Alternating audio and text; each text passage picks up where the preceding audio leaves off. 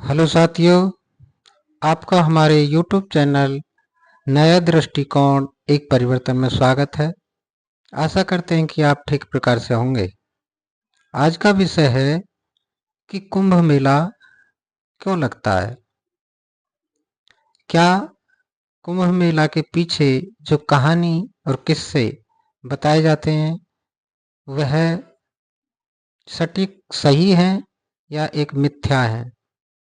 तो साथियों, आइए आज हम इसी पर ही चर्चा करते हैं कि कुंभ मेला क्यों मनाया जाता है, कुंभ मेला के पीछे की क्या सच्चाई है और कुंभ मेला हमारे लिए कितना महत्व रखता है। तो कुंभ मेला, पहली बात कि कुंभ का मतलब क्या है। तो कुंभ का मतलब है घड़ा, लेकिन यह कुंभ मेले से कुंभ का मतलब अमृत से भरे घड़े से है। तो यह अमृत से भरा घड़ा कहाँ से आया और इसकी क्या कथा कहानी है और उसमें कितनी सच्चाई है, इस पर हम अपने विचार रखते हैं और निरीक्षण करते हैं कि क्या कब कैसे हुआ। तो साथियों, इसके पीछे कहानी, पौराणिक कहानी इस तरह दर्शाई गई है कि एक बार एक ऋषि, जो ऋषि हैं वो दुर्वासा नाम के ऋषि चहलकदमी करते हुए कहीं जा रहे थे। तो सामने से उन्हें इंद्र, जो देवता हैं, वो आ जाते हैं उनके सामने और इंद्र दुर्वासा ऋषि का बहुत जोश और उल्लास के साथ अभिवादन करता है। इससे खुश खुश होकर दुर्वासा ऋषि जो इंद्र के गले में एक माला गिर देते हैं। वह बहुत प्रसन्न होते हैं उनके अभिवादन से, तो एक माला उनके गले में डाल देते हैं। उस माला को उतारकर इंद्र अपने हाथी के गले में गिर देता है और वह हाथी क्या करता है कि उसे माला को उतारकर, सूंड के सहारे माला को उतारकर अपने पैरों से रौंद देता है। ऐसा देखकर दुर्वासा ऋषि बहुत क्रोधित होते हैं और उन्हें बहुत गुस्सा आ जाता है। वो इस दृश्य को देखकर बहुत परेशान हो जाते हैं और वो इंद्र को श्राप दे देते हैं कि जा, मेरे अपमान किया तो मैं तुझे श्राप देता हूं कि तू शक्ति क्षीण हो जाएगा, तुझे में शक्ति नहीं रहेगी। तो क्या होता है कि उस श्राप के कारण इंद्र और सारे देवता जो शक्ति क्षीण हो जाते हैं। इसका लाभ उठाते हुए दैत्य राक्षस देवताओं पर धावा बोल देते हैं और उन्हें बुरी तरह हरा देते हैं। इस तरह परेशान होकर देवता फिर ब्रह्मा के पास जाते हैं कि हम शक्ति क्षीण हो गए हैं और हमें फिर से शक्ति मिले और शक्तिवान बने, इसके लिए कोई उपाय और कारण बताओ। तो ब्रह्मा बताते हैं कि आपको समुद्र मंथन करने पड़ेगा और समुद्र मंथन में अमृत से भरा जो कलश निकलेगा उससे आपकी सारी जो ताकतें पीने से दोबारा वापस आ जाएंगी। इसके लिए एक प्लान किया जाता है कि इस मंथन के लिए दैत्य राक्षसों को भी बुलाया जाए और उनको भी इस समुद्र मंथन के लिए का सहारा लिया जाए। तो संधि करने के बहाने दैत्य और राक्षसों को भी बुला लिया जाता है कि आओ चलो हम सब मिलकर समुद्र मंथन करेंगे, जिसमें से बहुत सारी मूल्यवान वस्तु और चीजें निकलेंगी और उनको हम आधा आधा बांट लेंगे।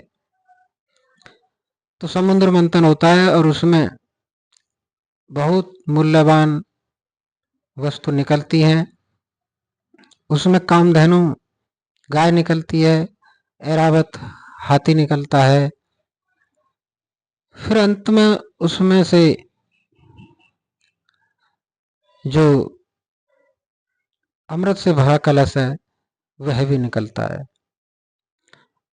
उस अमृत से भरे कलश को लेकर धनवंतरी निकलते हैं। इस समुद्र मंथन का मेन उद्देश्य यही था कि अमृत प्राप्त करना। और इस अमृत के लिए दैत्य राक्षसों को जो का सहयोग लिया गया था केवल छल और कपट के तौर पर ही लिया गया था, बल्कि उनको अमृत नहीं देना था। यह पहले से ही प्लान में था। इसलिए जैसे ही अमृत से भरा कलश धनवंतरी लेकर निकले तो इंद्र ने अपने पुत्र जयंत से कह दिया कि इस अमृत को लेकर भाग जाओ। अमृत को लेकर जयंत आकाश में उड़ जाता है। अब ऐसा देखकर दैत्य राक्षस बहुत क्रोधित हो जाते हैं और वो उड़ते हुए जयंत के पीछा करते हुए जयंत को पकड़ने की कोशिश करते हैं। इधर ही पकड़ा पकड़ी के अभियान में उस कलश से कुछ बूंद है। कहीं ये बताया जाता है कि 12 बूंद गिरी, कहीं ये बताया जाता है कि कुछ बूंदें गिरी, कहीं यही है कि 12 बूंद गिरी और 4 धरती पर गिरी जमीन पर और 8 अंतरिक्ष में कहीं गिरी। वो कहाँ गिरी कोई पता नहीं है, लेकिन धरती पर 4 जगह वो बूंदें गिरी। और वो जो जगह हैं वो हरिद्वार, संगम इलाहाबाद, उज्जैन और नासिक, इन 4 जगहों पर उस कलश से बूंदें गिरी। और उन्हें बूंद जहां जहां गिरी वहीं ये कुंभ मेला, क्योंकि कलश से गिरी थी बूंद, घड़े से गिरी थी बूंद, तो उन्हीं स्थानों पर कुंभ मेला लगने लगा। अब क्या होता है कि उस छीना झपटी में 12 दिन लगे। अर्थात जो दैत्य और राक्षसों में उस कलश को छीना झपटी में जो युद्ध हुआ था वह 12 दिन हुआ था। ध्यान रहे वह 12 दिन कौन से थे कि वो 12 दिन देवताओं के दिव्य वर्ष थे। अर्थात अगर उन्हें मानव वर्ष में देखा और समझा जाए तो वो 12 साल हो जाते हैं। इसलिए ही मानव वर्ष में कुंभ मनाया जाता है, तो वो 12 साल में मनाया जाता है। उन 12 दिन का 12 साल हो जाता है मानव वर्ष में, इसलिए 12 साल में कुंभ मनाते हैं। तो आइए साथियों अब इस जो धारणा है इसकी विश्लेषण और विवेचना करते हैं कि यह कितना सटीक बैठता है। पहली बात कि आप लोग ऐसा माने और समझें कि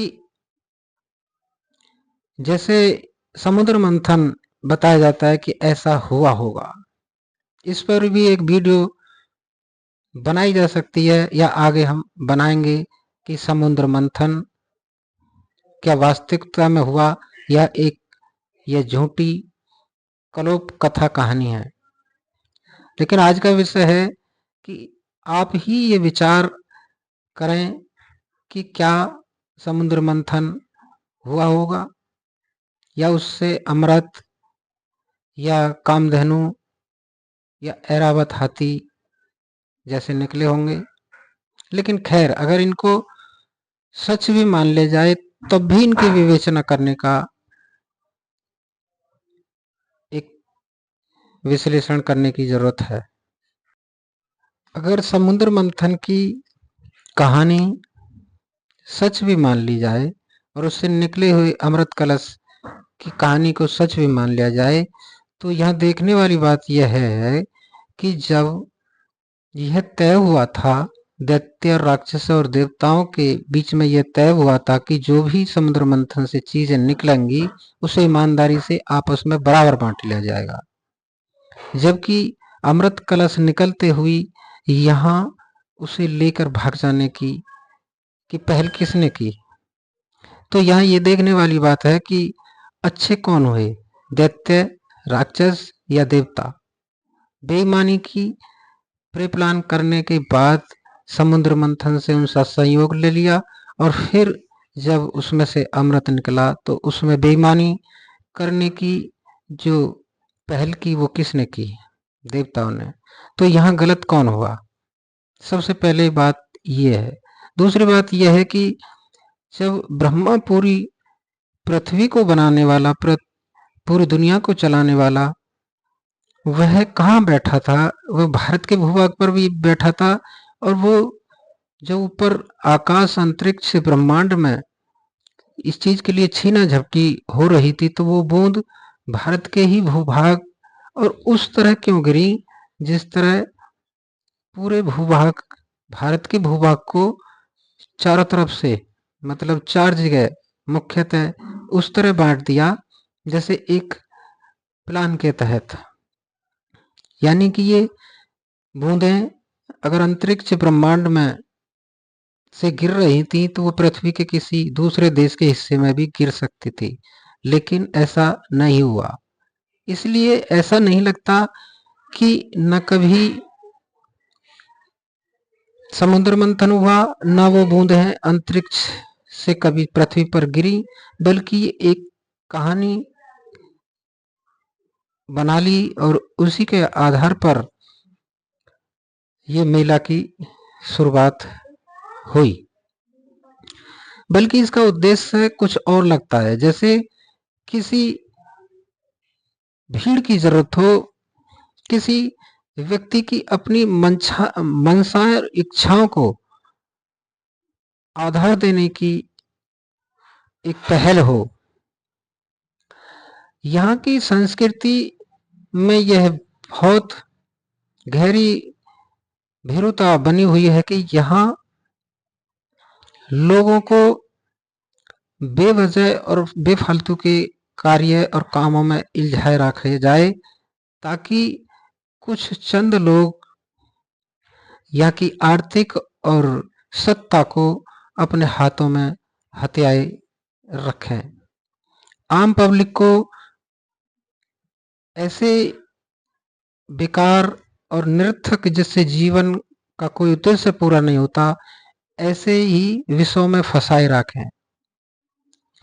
एक ऐसा अकेला मात्र कुंभ मेला नहीं है जिससे बहुत अधिक लोगों को अपनी ओर आकर्षित करने का प्लान हो, जबकि गणेश उत्सव और शिवरात्रि, कावड़, ये सारे सब जो पोपगंड है, ये एक षड्यंत्र के हिस्सा है, जिससे कि अशिक्षित और कमजोर लोगों को अशिक्षित और कमजोरी रखा जाए और कुछ लोग इसके पीछे अपनी मन इच्छाओं को पूर्ति करते रहे। तो आज की वर्तमान की स्थिति में भी देखें तो कुंभ मेला इतने बड़े समय के लिए, जैसे एक से अधिक दिनों तक, 1 महीना से अधिक दिनों तक मनाया जाता है, इतनी भीड़ को इकट्ठा किया जाता है और इतने व्यवस्था करनी पड़ती है कि जिससे अगर हम इसी शक्ति और इसी सब व्यवस्थाओं को अगर हम किसी दूसरी दिशा में लगाएं तो उससे देश का विकास और उन्नति बहुत अच्छी तरह हो सकता है। बल्कि ऐसा न करके भ्रमित लोगों को करने के प्रपंच इन्हीं आधार और रास्तों से लोगों को भ्रमित किया जाता है। तो साथियों, कुंभ मेला का एक सत्य यह भी बताया जाता है कि जो कुंभ के दौरान इन नदियों में कुंभ के दौरान इन नदियों में नहा लेता है, स्नान कर लेता है, तो उसके सारे पाप धुल जाते हैं। क्या वास्तविकता में ऐसा हो सकता है? नहाने से मैल साफ होता है, बल्कि ऐसा संभव नहीं है किसी की पाप दूर हो जाते हो। फिर तो ये बहुत अच्छा कॉन्सेप्ट है कि पाप करो और गंगा या नदियों में उन कुंभ के दौरान नहा लो। ये सब मिथ्या या एक किसी के प्रपंच के हिस्सा है। ऐसा क्या देखने भर से नहीं लगता? अगर आज की दृष्टि से भी कुंभ मेला की विवेचना की जाए तो इसमें सरकार का करोड़ों अरबों रुपए लगता है, जबकि यही पैसा अगर सरकार द्वारा शिक्षा, स्वास्थ्य या रोजगार की तरफ लगाया जाए तो देश का विकास और उन्नति एक बेहतर हो सकती है। लेकिन यहाँ एक मनवाद, एक ब्राह्मणवाद, एक ऐसी विचारधारा है जो सभी लोगों को अच्छी शिक्षा, अच्छी व्यवस्था और अच्छा स्वास्थ्य देने के एवज में नहीं रहती, बल्कि वह भ्रमित अवधारणाओं में उलझाए रखकर गरीबी, हताशा और निराशा बनाए रखना चाहती है, ताकि कुछ चंद लोग शासन और सत्ता में बने रहें और बाकी की आम नागरिक आम बने रहें। तो साथियों, ये हमारा सभी का अपना विषय है कि हम किसी परंपरा या चलन के कितने आदि कट्टर होते हैं, बल्कि विवेक से सोचकर यह निर्णय करें कि क्या सच है, क्या झूठ है। तो साथियों, ये हमारे कुंभ पर अपने विचार थे। आपके विचार क्या हैं? कमेंट बॉक्स में ज़रूर लिखकर बताएं। और ऐसी ही अवधारणाओं, भ्रमित परंपराओं पर आधारित हम आगे भी वीडियो बनाते रहें। उसके लिए आपसे अपील है कि आप हमारे चैनल को सब्सक्राइब करें, लाइक करें और शेयर करें। वीडियो देखने के लिए आपका बहुत बहुत धन्यवाद।